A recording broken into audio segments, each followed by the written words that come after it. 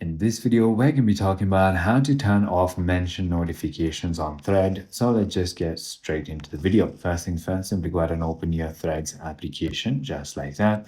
And once you've done that, all you need to do is simply go ahead and go to your profile on the bottom right of your screen.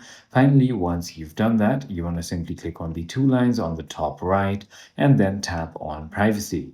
Once you've done that, simply go ahead and tap on mentions right over here on tags and mention, and then simply go ahead and you can select your preferred option. So everyone is anyone or off threads can mention you, and people you follow is going to be only people you follow can mention you, and no one is, of course, no one's going to be able to mention you.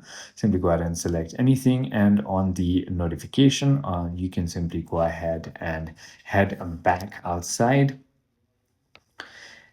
and then simply tap on notifications and then following and followers. Once you've done that, you can simply go under the mentions tab and then turn that off.